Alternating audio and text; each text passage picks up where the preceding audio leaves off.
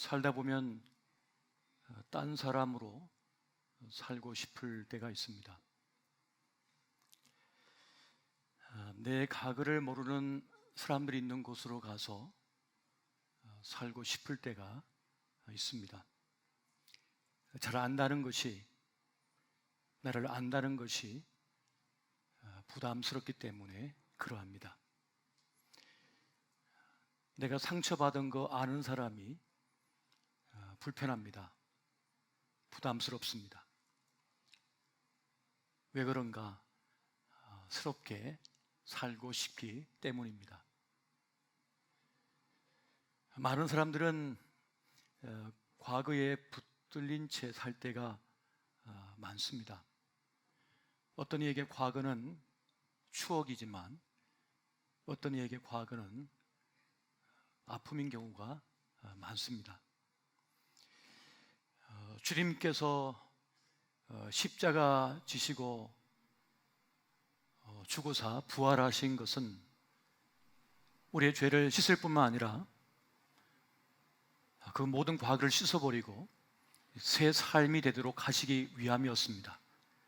그렇게 주님과 함께 묶여 주님과 함께 죽고 산 이들은 그렇게 가게를 씻어버리고 새로운 삶을 살게 된 것입니다. 이것이 바로 거듭난 사람들의 모습인 것입니다. 그런데 그럼에도 불구하고 여전히 과거의 인력에 붙들려 발목 잡혀 살 때가 많이 있는 것을 보게 됩니다. 그래서 주님께서 말씀하셨습니다. 한 여인에게 이렇게 말씀을 하십니다. 나도 너를 정죄하지 않으니 다시는 죄를 짓지 말라. 이 말씀은 무슨 말씀입니까? 나도 너를 정죄하지 않으니 너로 스스로 정죄하는 인생이 되지 말라라고 하는 것을 말씀하신 것이었습니다. 우리는 내 과거를 잊어버리고 싶은 만큼 다른 사람의 과거도 잊어줄 수 있어야 하겠습니다.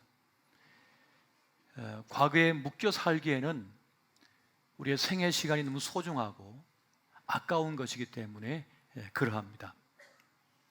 오늘 전도서를 읽다 보면 핵심적인 가르침을 만나게 됩니다. 우리가 애집하고 있는 것, 내가 그렇게 사랑하고 집착하고 있는 모든 것들은 다 시간의 한계 아래 놓여 있다고 하는 사실입니다.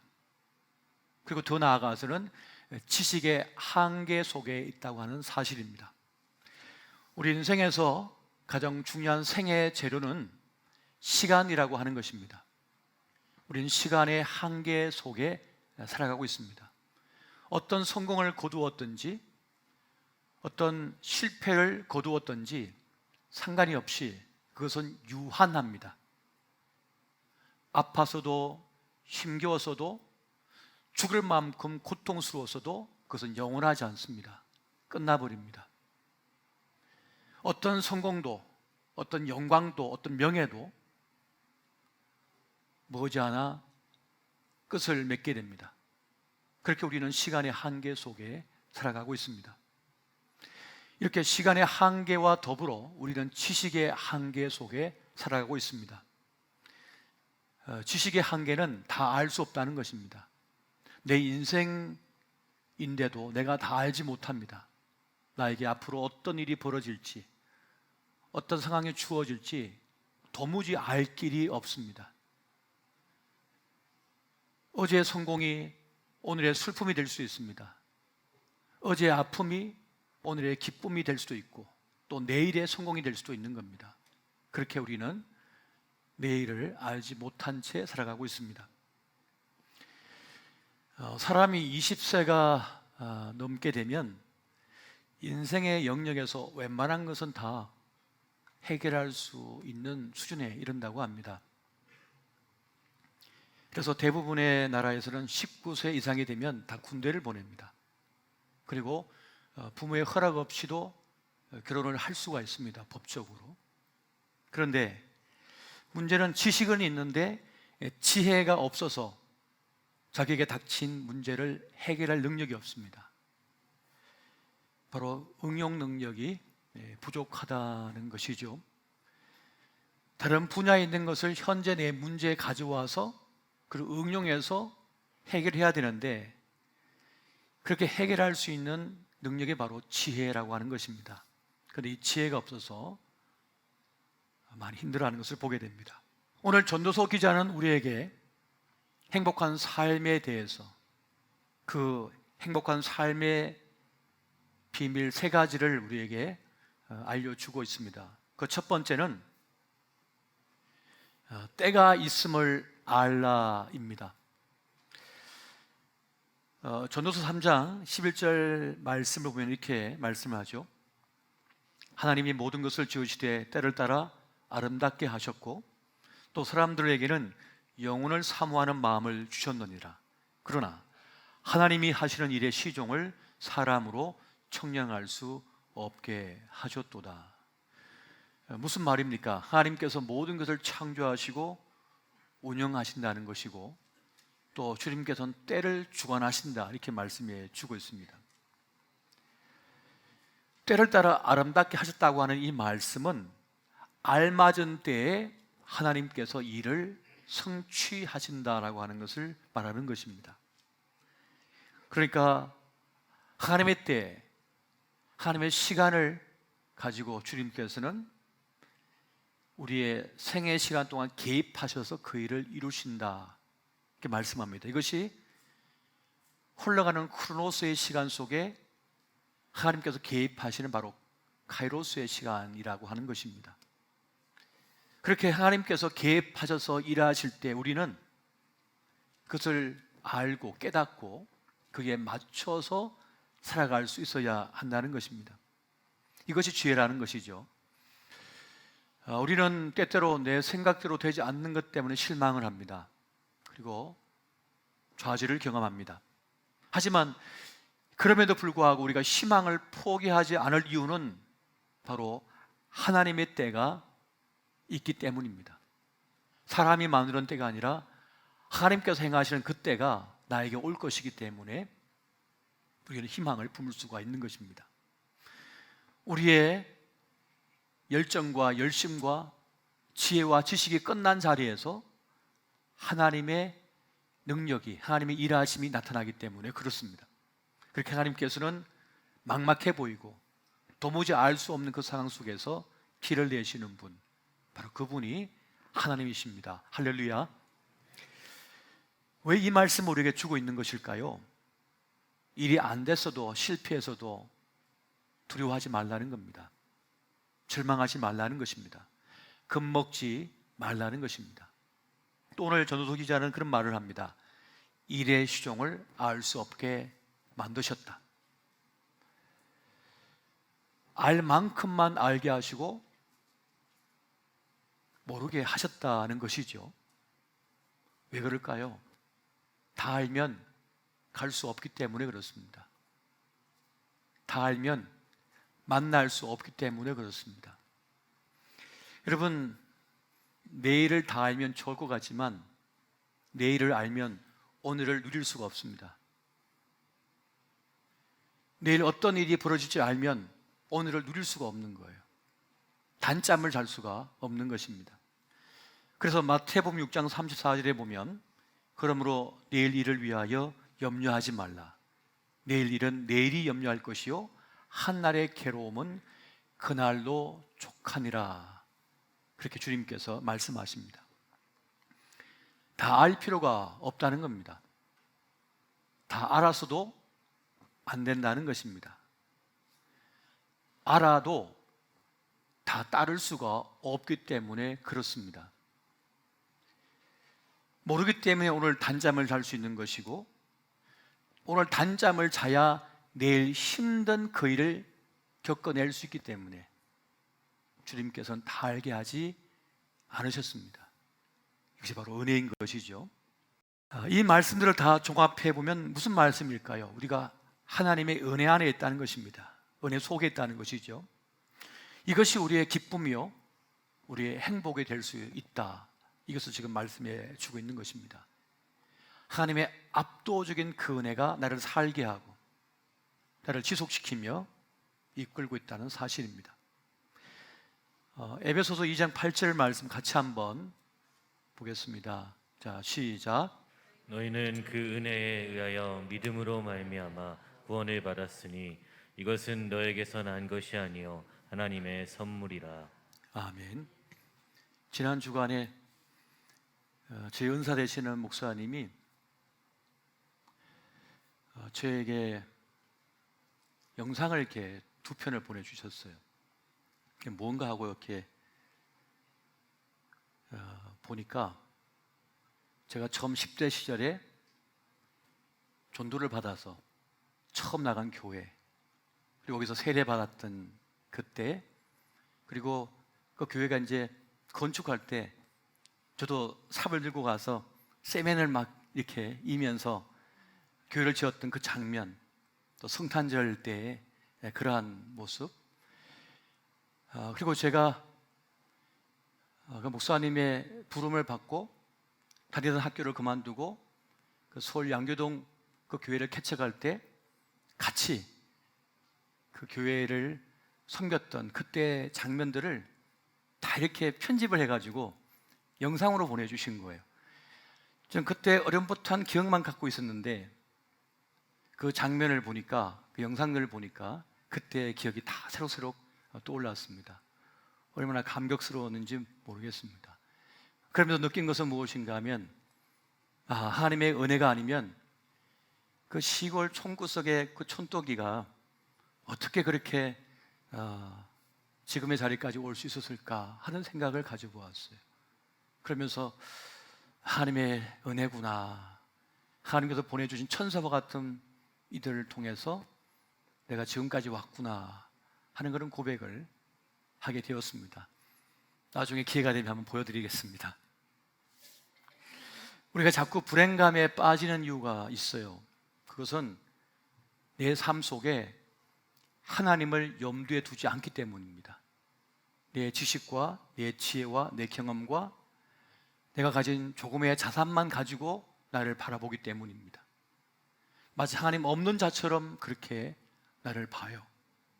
근데 여러분, 하나님의 은혜가 있음을 알게 되면 우리는 두려움에서, 불안에서 벗어날 수 있게 되어지고 행복을 경험할 수 있게 되어지는 것입니다.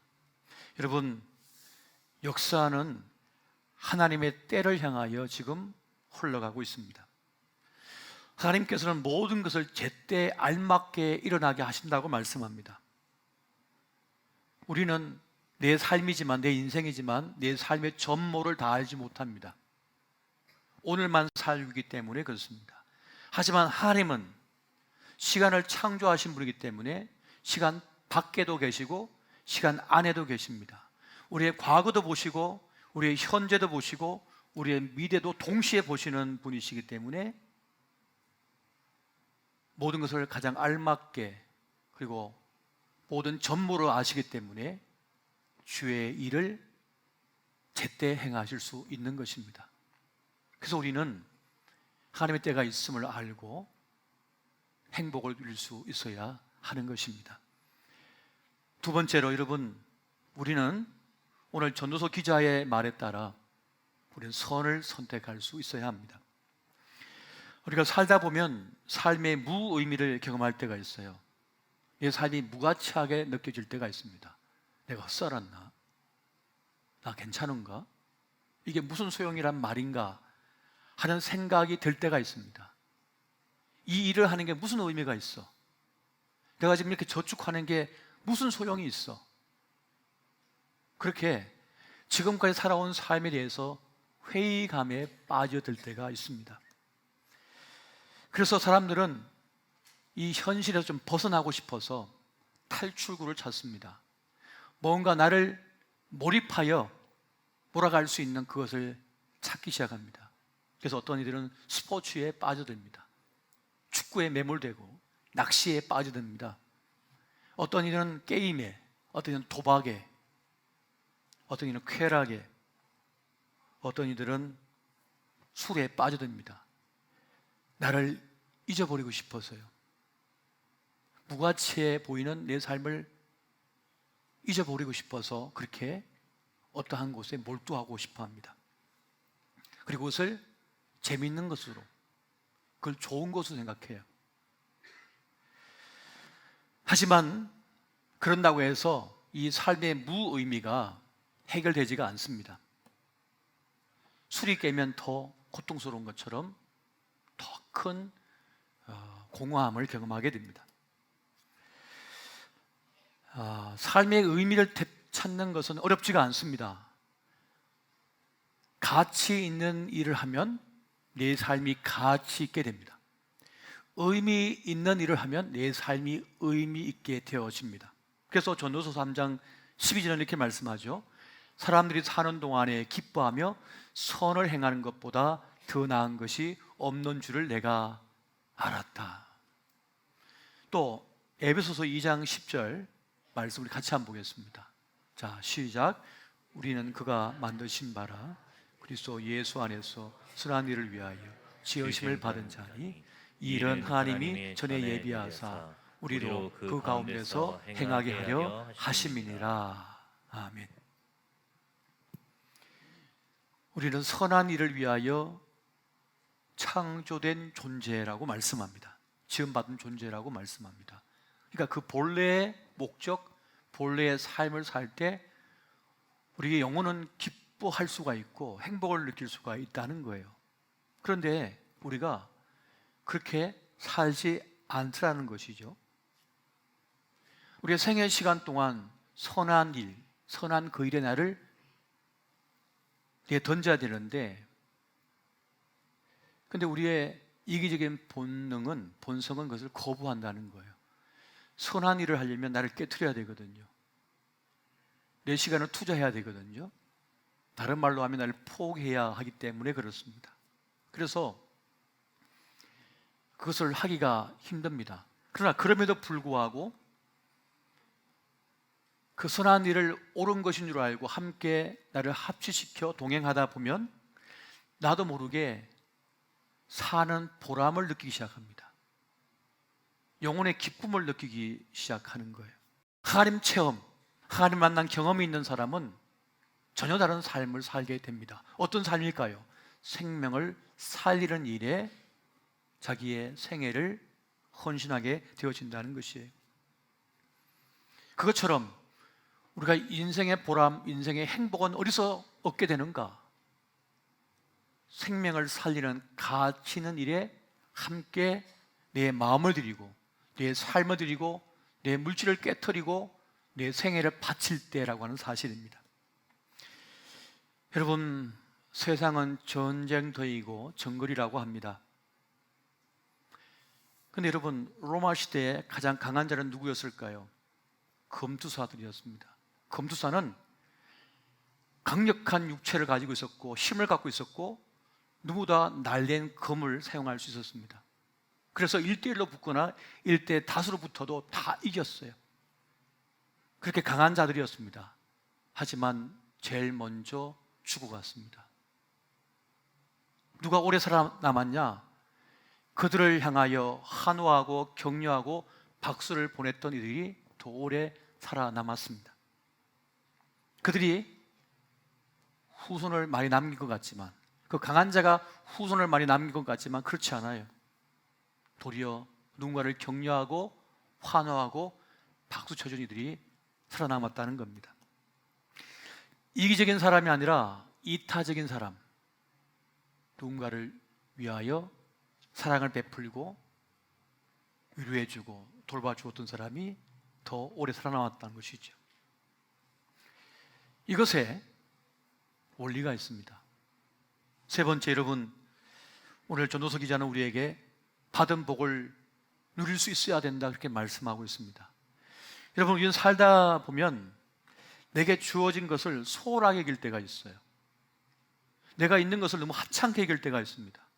처음 만난 사람은 내가 정성을 다하고 마음을 다하고 그렇게 잘 대해주면서 정작 나를 위하여 애써주고 함께하고 동행해 주었던 가족이나 부모님, 형제, 동료들을 대충 대할 때가 있어요.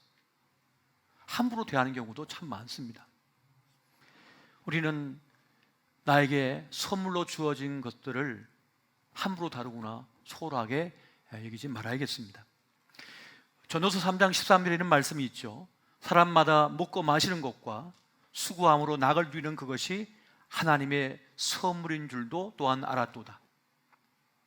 또 전도서 3장 22절 같이 한번 볼까요? 자, 시작. 그러므로 나는 사람이 자기 일에 즐거워하는 것보다 더 나은 것이 없음을 보았나니 이는 그것이 그의 몫이기 때문이라. 아멘. 서원국 교수의 행복의 기원이라고 하는 책이 있는데요. 그래서 뭘 말하고 있냐면 행복은 목표가 아니라 도구다라고 하는 말을 합니다. 우리는 어딘가 도달해야만 행복할 것이다라고 하는 환상에 빠져 있다는 거예요. 그런데 그렇지 않다는 것입니다. 오늘 하루 동안 나에게 주어진 것을 감사 여기고 행복하게 느낄 때 행복한 삶을 살 수 있다는 겁니다. 마찬가지로 오늘 전도서 기자는 행복을 너무 거창한 것으로 여기지 말라는 것입니다. 큰 성공을 거두거나 큰 명성을 거둘 때만 행복하다고 기준을 잡아버리면 그런 불행하게 된다는 것입니다. 기준을 너무 높여놨기 때문에, 행복의 기준을 엉뚱한 데 갖다 놨기 때문에 그런 일들이 있는 것을 보게 됩니다. 여러분, 그러하기에 여러분 자신도 가혹하게 다루지 말고 가족도 가혹하게 다루지 마십시오. 교회도 가혹하게 다루지 마십시오. 우리는 다 죄 많은 인생들이고 부족합니다. 실수가 많습니다. 완벽한 인간은 이 세상에 존재하지를 않습니다. 그런데 우리는 다 예수님이 되어야 된다고 생각해요. 우리가 예수님이 될 수 있습니까? 우리는 다 주님을 따르지만 연약하고 부족한 인생들이라는 거예요. 그 서로를 봐줄 수가 있어야 합니다. 지금 미얀마에서는 끔찍한 일들이 계속 벌어지고 있다고 합니다. 그리고 미국 사회에서 이 아시아계 사람들은 지금 인종적 차별뿐만 아니라 적대감 속에 많이 고통스러워 한다고 해요. 근데 왜 그럴까요? 어느 시대든 그 사회가 갖추고 있는 사회적 기반이 흔들리면 다른 사람에 대한 배려심이 줄어든답니다. 그리고 용납하지 않으려고 해요. 용서하지 않는답니다. 적대감으로 대한다는 거예요. 그 말은 무슨 말일까요? 지금 전 세계뿐만 아니라 우리 사회도 코로나 때문에 이 기반이 막 흔들려요. 그래서 사람들이 남을 봐주질 못해요.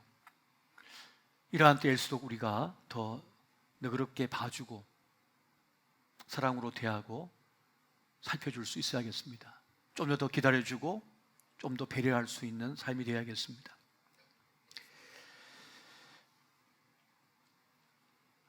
살다 보면 그런 생각을 가질 때가 있습니다. 이 세상에 내 편이 있을까? 근데 주님께서 말씀합니다. 너는 내 것이다. 내가 너의 편이다. 내가 너를 끝까지 책임지겠다. 여러분, 배가 있는데요, 배를 균형 있게 세우는 것은 바로 이 평경수, 벨라스터라고 하는 것입니다. 이 바닥짐이라고 하는 것이죠. 이 무게중심이 갖춰져 있으면 아무리 풍랑이 닥쳐와도 이 배가 흔들릴지언정 침몰을 하지 않습니다. 그것처럼 하나님을 믿는 이 믿음, 이 바닥짐을 굳건하게 갖고 있으면 우리는 이때를 어렵지만 행복하게 살아낼 수 있게 될 것입니다. 할렐루야. 여러분, 나를 향하신 하나님의 때가 있음을 믿으십시오. 그리고 힘겹지만 선을 선택하십시오. 그리고 무엇보다 내게 주신 소중한 사람들, 소중한 것을 그 분복으로 알아 누리십시오. 그때 우리는 행복한 삶을 살게 될 것입니다. 오늘 이 은혜가 함께 하시기를 예수 이름으로 축원드립니다.